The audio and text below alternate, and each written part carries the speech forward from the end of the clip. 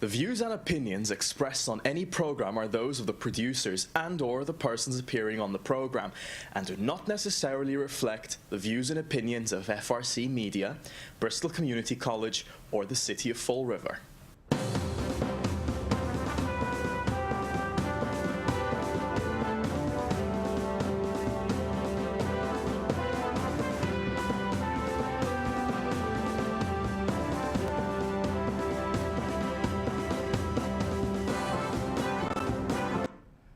Good morning and welcome to Spindle City Straight Talk. I'm CJ and my co-host is missing somewhere in the city of Fall River, so I have to wait for him to return. So let's get right to the issues at hand for this week. As many of you know, this week was the week from hell for the candidates, as this was the tri-debate season. The first of the debates was the People's Debate. That was held at Morton Middle School. The second debate was at BK's Tavern in the airport road section of Fall River. And the third debate was again held at by the Herald News at Morton. A couple of things that we found throughout this entire debate. One candidate, Ron Cabral, who insists that he was not asked to run for office by the mayor, and he was going to be in this until the end, and stated this on a regular and recurring basis, seems to tout the mayor and, post him regularly as the person to be behind. So I have to ask myself, Ron, why are you running? And what do you really have to offer? Oh, and by the way, I need to know, how do you depose a dirty syringe? You happen to say numerous times. I see the syringes on the sidewalk, and I always dispose of them. So I don't know if you know what depose means, but it doesn't mean to dispose of them. I'm picking on the little things. But I must say, Abraham Lincoln has made a rise from the grave, and Fall River is in civil war. And to compare yourself to Abraham Lincoln, Mr. Mayor, I think was just a bad choice. It really was. Is Fall River in a state of civil war? Well, yes, I would have to agree to that. But it's just very interesting to see how this has caused people to come out and really be heard. So we look at the candidates and we say, well, what do you have to offer? So let's go from the top of the ballot all the way down. Will Flanagan, our current mayor, has touted the same line of propaganda and bull that we've had on a regular and recurring basis. And I have to say, why? We've heard the same thing. Fall River is in a better place than it was when you took office. No, it's not. Let's be realistic. No, it's not. Pay-as-you-throw was the best option that Fall River had. No, it wasn't. And if the people of Fall River say, Mr. Mayor, we don't want it, then we don't want it. Especially when we have it for making up the shortfalls in your budget, which you have failed to plan properly for. To turn around and say that, the school system is in a better position than it was when you took office, again, you're wrong. And we've proven this over and over again, because what they do is they turn around, and you do this regularly, Mr. Mayor, you turn around and you take the performing schools, the ones that are performing much better than others, and you make some shifts in the student population, and then you turn around and all of a sudden the performing school is now non-performing again, and the non-performing school is now performing, so you reverse the money and the grants, and you have more money now for a particular school, and it keeps funding your budget, because everything in Fall River is funded by grants. And that's kind of a sad situation. I really have to say that. It's kind of sad, and I have to wonder why it is what it is. As you notice all, Chip is coming into the studio, and we have to welcome him now. Welcome, Chip. It's nice to see that you could finally make it. Well, unfortunately, we have some other commitments. I was at a healthcare advisory board meeting, and of course, we know all the ongoing issues with healthcare, but catch me up, CJ. What have you been, you've had a few minutes to rant. What's... Well, I was just speaking about the fact that the city is, that we depose we depose our dirty syringes in Fall River, and why is a certain candidate running. And I have just started going over this candidate by candidate. I know we were expecting a guest today who has failed to show up, but hey, it is what it is. And I was just talking about how the school system is so much better according to the mayor, yet all we do is shift the populations to make the performing school non-performing, and then the non-performing school now performing.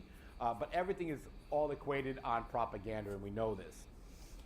Then, of course, you move over to Paul Anderson. I mean, Paul Anderson, as you know, constitutionalist, no question about it.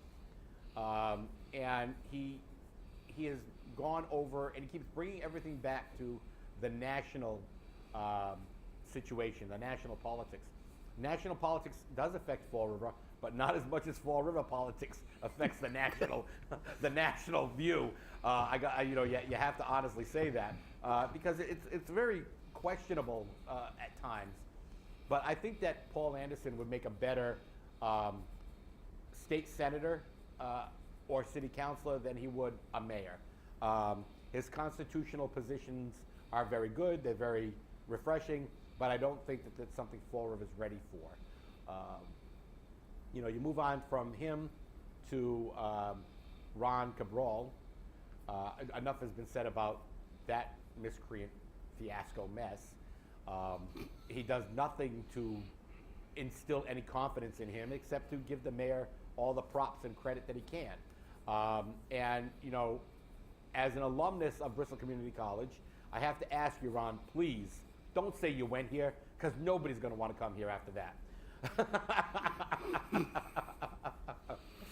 Now, it was very interesting because this last debate, we saw a lot of barbs come out. The debate that was held last night, a lot of barbs, Chip. And you have to admit, it was rather interesting because, I mean, you and I talked back and forth numerous times about what was going on, and yet it was definitely questionable, to say the least. Yeah, of course, it's the last debate, so the knives came out a little bit, and, they were trying to inflict as much damage on their perceived opponents as possible. The mayor, in his ever disingenuous way, gave credit to Dave Dennis just so he could discredit Sam Sutter, and then Sean Kadeem took some shots, and hey, that's politics, as you said, and I think Mr. Anderson is refreshing. He's a very bright guy. Obviously, he's a Republican, and he's upset that this state is a very blue state, and he said it on more than one occasion. And the reality is, as an independent, I try to take what's best from either side, and he has some very good ideas, as you said, constitutionally and stuff. But the reality is, I think what Tip O'Neill once said: all politics is local. And the reality is, local politics is completely different than state politics and federal politics. The reality is, each city or town is an entity. They're on their own. They have to support their own. They can't print their own money, although in Fall River, I think sometimes they think we can. But the reality is they can't. And it's really nonpartisan. I mean, some of the best city councilors we've had were Republicans. John Medeiros was a Republican. I don't think a lot of people who even voted for him realized he was a Republican. But he was a fiscal conservative, and he did a good job. I mean, I didn't agree with everything he said, or as I said, people don't agree with everything we say either. But the reality is, I think he did a pretty good job in his tenure, and it was a very long tenure. As was Al Alves. Al Alves was a Republican. And he was actually the first election that Will Flanagan ran for mayor in. Al Alves was in that race. I believe he finished third. But he basically predicted everything that's happened to the city of Fall River when he ran for office. It was like he had a crystal ball. He talked about the city going into financial crisis. He talked about some of the things that happened, and the reality is that Anderson, I think, as you said, I think he would be more suited for a state or a federal position with his perspective. I don't think he really grasps the fact that local politics, there are certain things you can't do. You know, this is like your house. Local politics is like your house. You got to pay the bills. You can talk about what's happening in the world, and you can have your opinion, and you can debate it. But the reality is, in your house, you got to pay the bills. You know, you got to pay the heat, you got to pay the electricity, and you know it's about surviving day to day. And local politics is more about nonpartisan surviving day for day than it is about you know, party affiliations and party lines. So. I don't know. You can't tell that to the people of Fall River. I mean, you know, the 6th floor and all of City Hall just thinks that, hey, you know, we just keep spending it. We don't have a problem.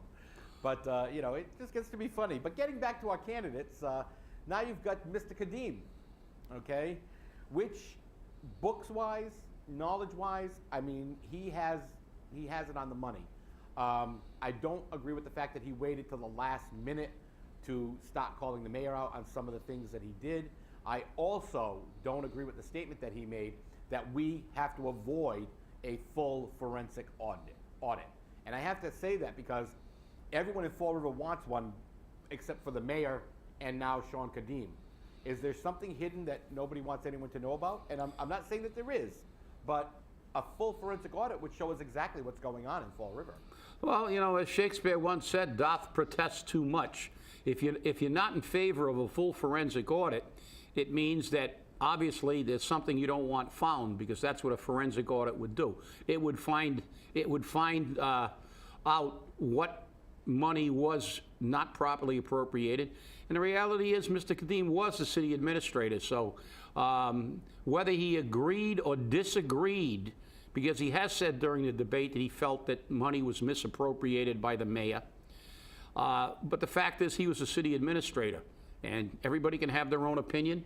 I believe that that any city employee, and especially the city administrator, or the treasurer, or the auditor, the people who deal with the money, have a fiduciary responsibility to the city and its citizens that supersedes any loyalty they have to any mayor. The mayor they may be serving at the pleasure of the mayor, but they are the people with the fiduciary responsibility for the taxpayers' money. That's not the mayor's money. That's our money. And I'm not sure that you're operating in the best interests of the city when you know something's being done improperly and you don't come out and say it. And it may cost you your job, but then again, everybody has their own way of handling things. And you know, from that, obviously, that's, you have to wonder. There may be absolutely nothing found with a forensic audit. They may just say, these people just didn't know what they were doing. And of course, if you're running for mayor on the platform of that, I know the numbers, of course you know the numbers. You're the guy to put them all together. You better know the numbers. And the fact is, if you're running on that, I mean, that's kind of a catch-22 for Mr. Kadim, and I understand it. If they find an impropriety, he's culpable, he's an accessory, he was the city administrator, and if they find it was just pure mismanagement, there goes his political platform on he's the only qualified person to run the city. So, you know, I can understand what the motivation is. Yeah, it's true. And you know, it's just very interesting to see this because, again, we know that there's a lot going on in Fall River, and people are a little upset about it. But, you know, when you're looking at these candidates and you're getting back to them on a regular basis and you're trying to find out what's going on where, you have to say to yourself, you know, don't give us the platitudes. Don't give us the bullet points. You know, we move on now from Sean Kadim to Dave Dennis. Dave Dennis has a track record. I mean, the mayor even acknowledged Dave Dennis's track record. And you have to say to yourself, if he's got such a track record, why is he not in the office of mayor? Or why is he not in an office somewhere where he can affect change? And, you know, you have to say to yourself, where's this track record?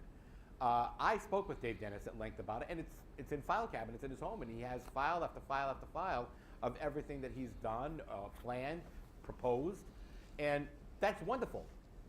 You know what a plan is? If it sits in a box, it's nothing. And you know what the Fall River definition of plan is? Okay? please leave it alone now. So, you know, you really have to say, enough with the planning. You know, it just gets to be ridiculous. But, you know, I think Dave's a good candidate. I think Dave could probably do the job very well as mayor. But I think that in reality, right now, he's not coming out of the chute as strong as he should have. He's not presenting a reliable, forceful campaign. And, you know, Chip, you said in the past, Dave doesn't campaign well. And there are certain people which don't campaign well. And there's, you know, they just need the right person to run that campaign for them. Yeah, and I agree. And you know, I believe there are a few candidates who could be, you know, could be an effective mayor. I think being an effective mayor is about who you put around you and who you get to work in the key positions.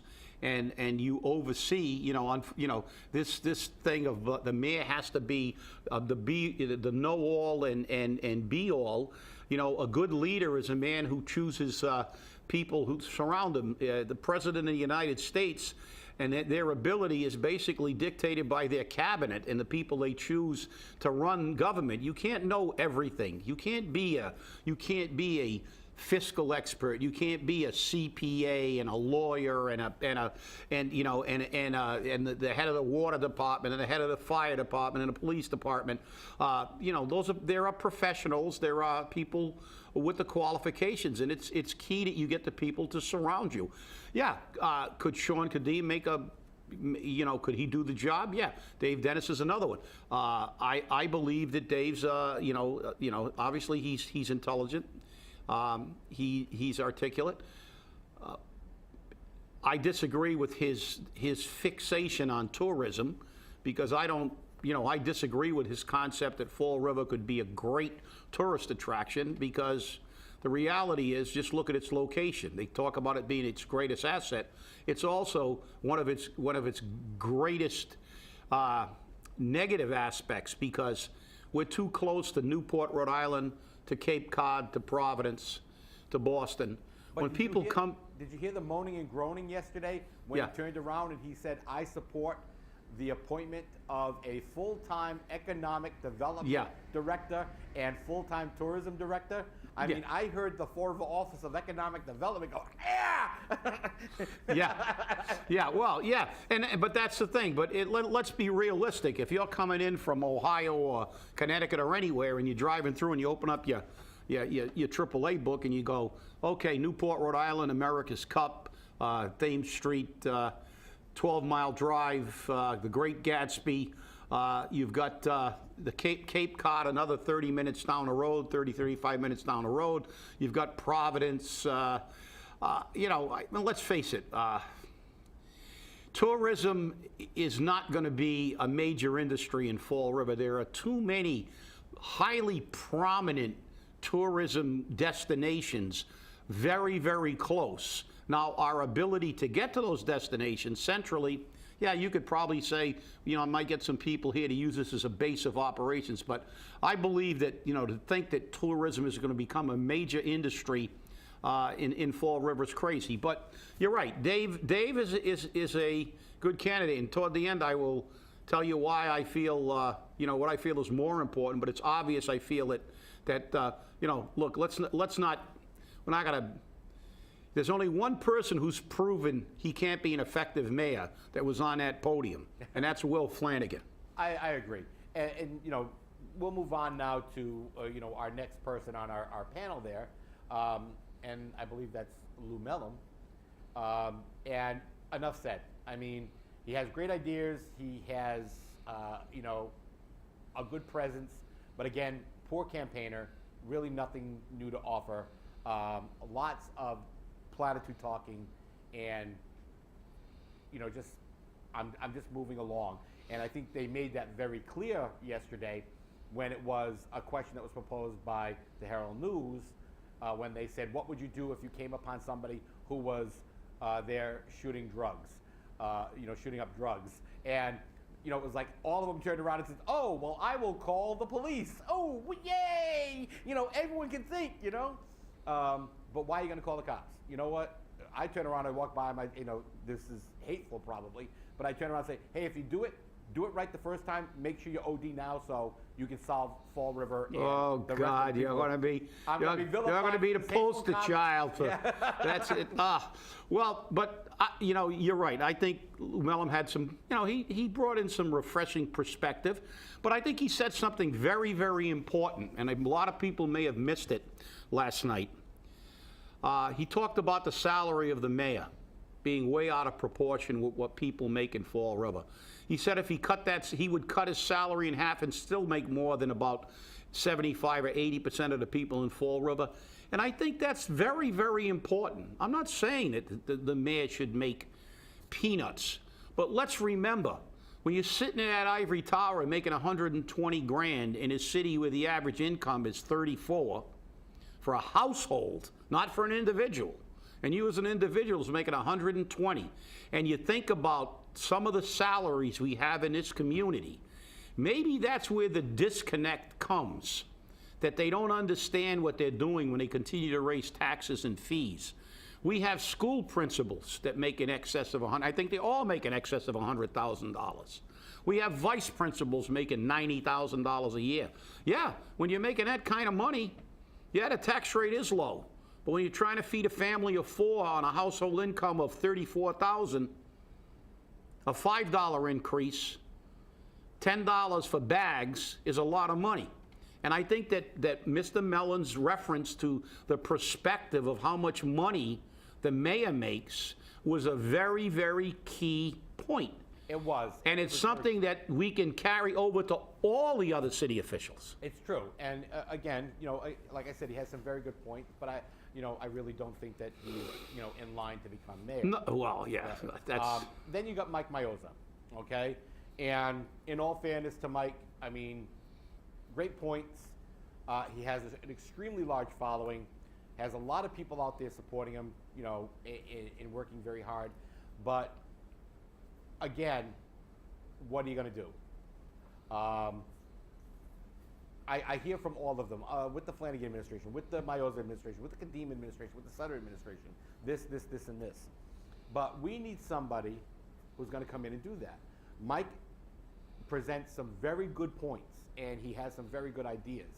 But the question is he going to have the backbone to affect them?